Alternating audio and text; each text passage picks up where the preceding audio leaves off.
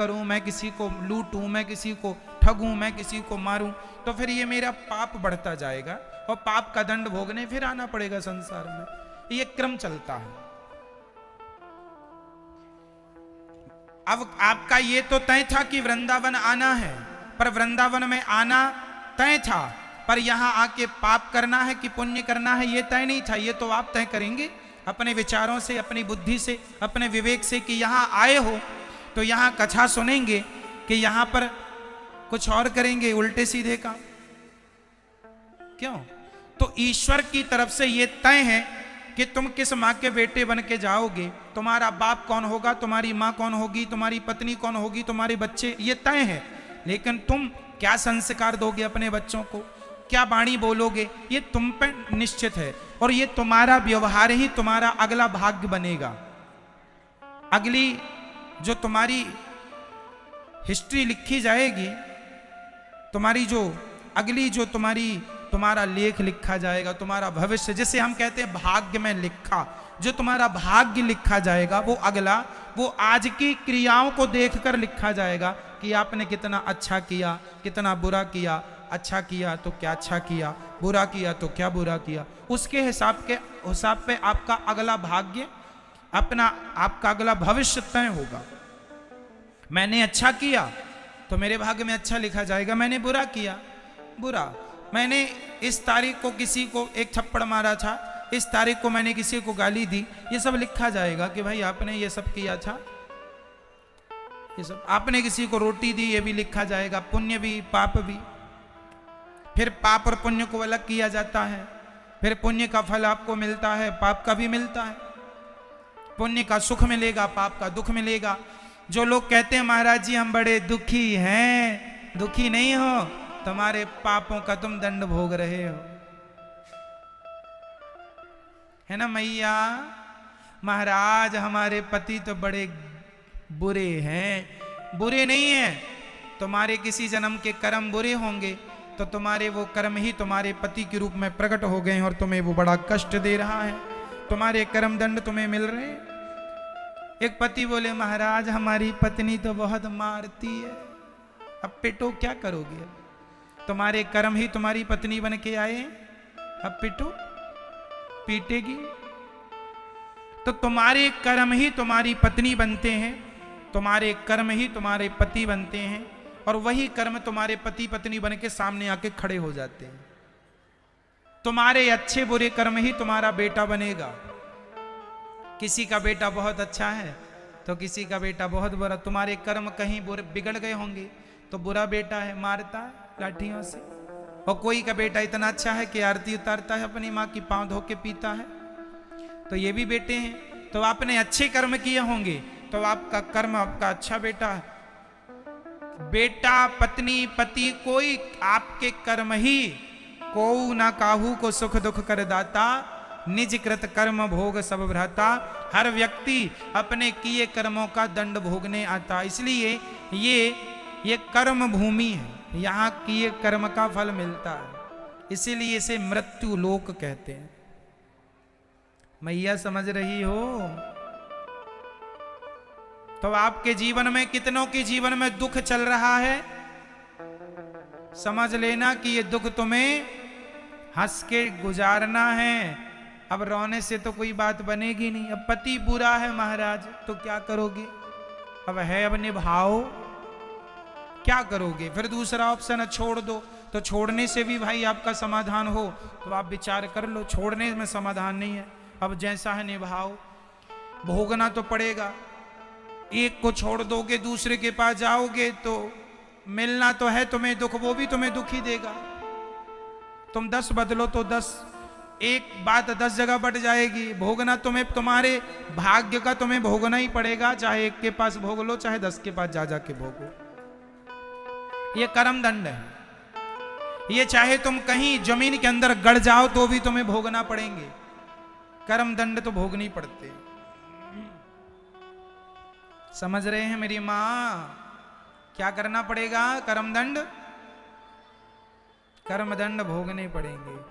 तो पत्नी पति बुरे हों, बेटा बेटी बुरी हों, पड़ोसी रिश्तेदार बुरे हों, सब कुछ बुरा हो, तो भी खुश रहने की आदत बनाओ, ये सोचकर कि ये आपके पापों का दंड मिल रहा है, भोगने पे खत्म हो जाएगा ये दंड, हमने किया था सो मिल रहा है।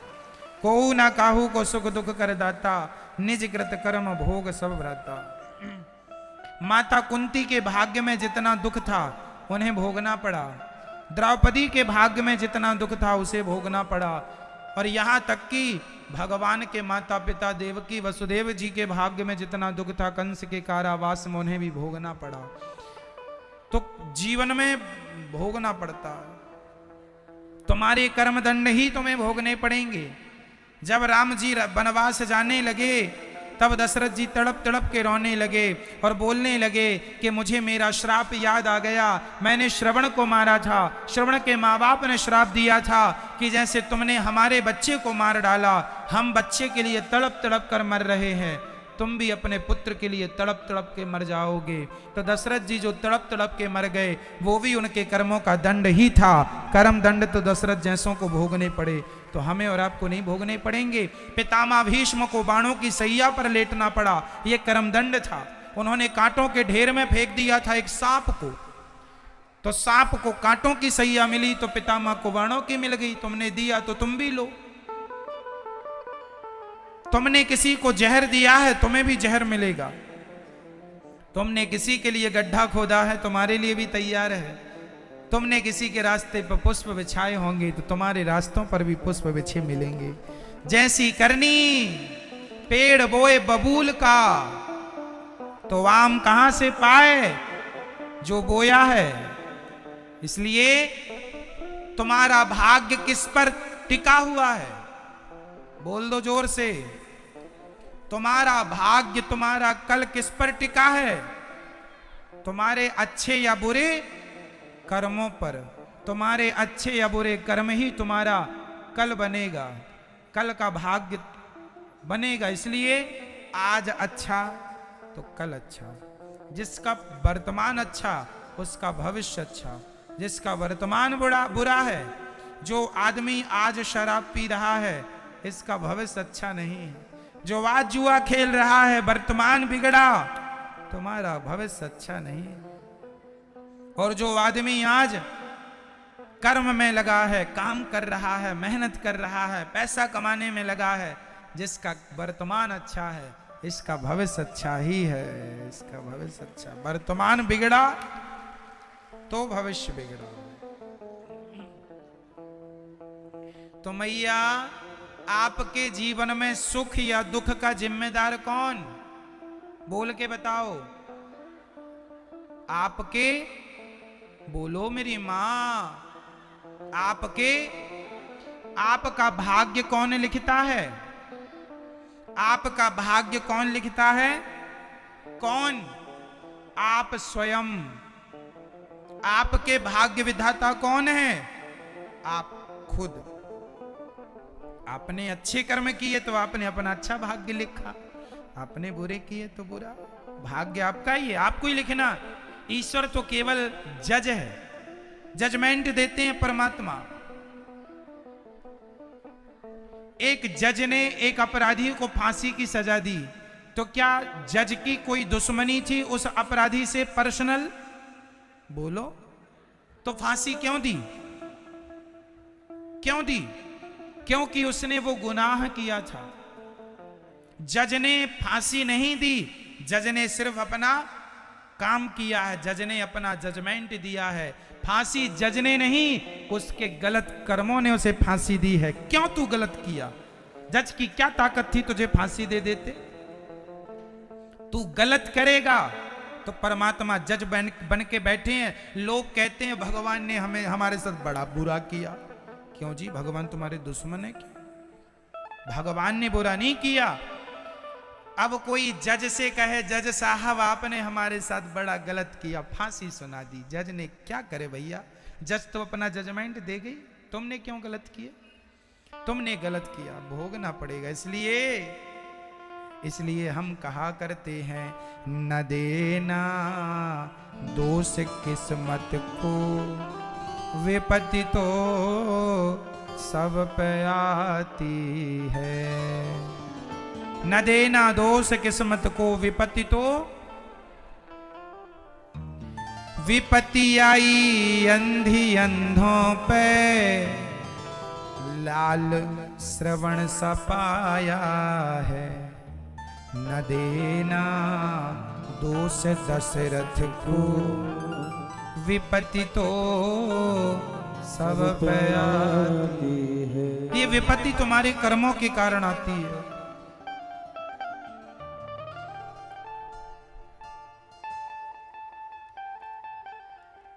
विपत्ति आई राजा दशरथ पे, राम जब जा रहे थे वन को, न देना दोष कैकेयी को, विपत्ति तो सब पे आती है। तो आप लोग अपने पति को, अपनी पत्नी को, अपने बेटे को, किसी को दोषी नहीं देंगे, दोषी करार नहीं देंगे। जो विपत्ति है ये तुम्हारे किसी जन्म के कर्मों का, तुम्हारी अमीरी गरीबी भी तुम्हारे कर्मों का ही दंड है। तुम गरीब हो या तुम अमीर हो, तुमने अच्छा किया होगा, कर्म तो आप अपने अमीर हो, बुरे कर्म किए होंगे सो आप गरीब हैं। ये अमीरी गरीबी सब कुछ कर्मों पर टिकी हुई है।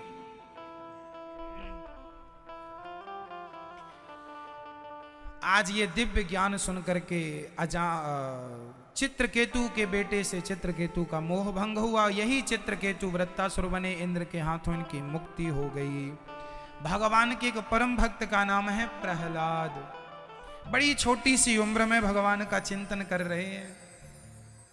अच्छा, भगवान की उम्र क्या, भगवान का चिंतन क्या उम्र देख के करना होगा? भगवान का चिंतन उम्र देख के नहीं, कर लो। ये समय बुढ़ापे का इंतजार नहीं, जवानी में भजन कर लो, नहीं तो तू डूब के मर जा रे चुल्लू भर पानी में।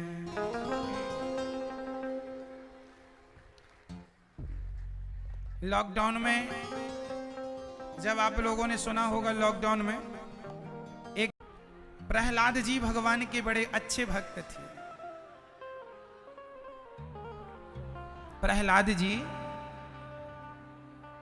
छोटी सी उम्र से भगवान का चिंतन कर रहे हैं, भगवान के ध्यान में लगे हैं। पिता ने इतना अत्याचार किया, पुत्र पर इतना सताया, पर प्रहलाद जी छोड़े नहीं।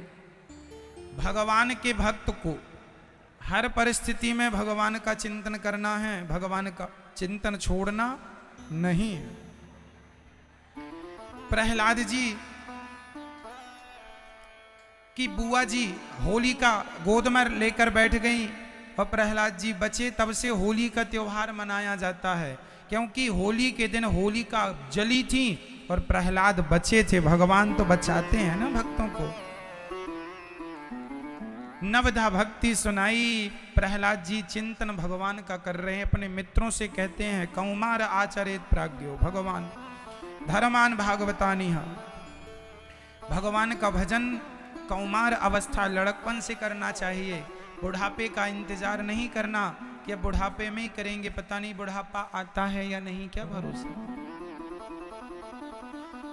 प्रहलाद जी से पूछा हिरण्यकश्यपु ने, चल बोल तेरा भगवान कहाँ है? पिताजी कहाँ नहीं है? न केवलम में भवतश्च राजन, कहाँ नहीं है? क्या इस खंबे पर है? हाँ। जो प्रहार किया हिरण्यकश्यपु ने, खंबा चीर के नरसिंह भगवान प्रकट हो गए, इसलिए कि मेरे भक्त का विश्वास टूट ना जाए। भगवान अपने भक्त के विश्वास की रक्षा करते हैं मैया। और प्रहलाद जी के कहने से आज भगवान प्रकट हुए हैं। भगवान नरसिंह ने हिरण्यकश्यपु की छाती विदीर्ण कर दी, प्रहलाद जी को जिह्वा से चाटा है। भगवान ने प्रहलाद जी से कहा, बेटा कुछ मांग लो। प्रहलाद जी ने कहा, प्रभु कभी कुछ मांगने की इच्छा ही ना हो, यही वरदान दो। मैया खड़े हो के सुनने का विचार है, थोड़ा बैठ लो मेरी माँ।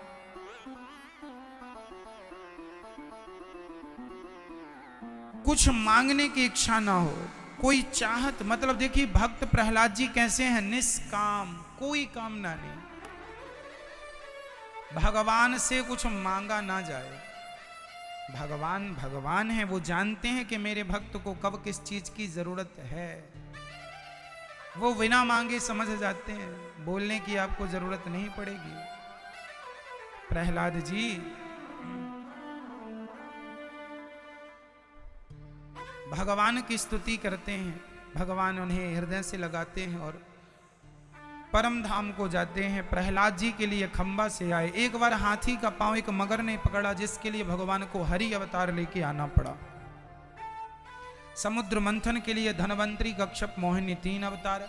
राजा बलि के लिए भगवान ने वामन अवतार लिया और वामन बनकर भगवान ने 3 पग भूमि में सब नापा, 2 पग में, तीसरा पग राजा बलि के माथे पर रखा और राजा बलि को पाताल का राजा बना दिया भगवान ने।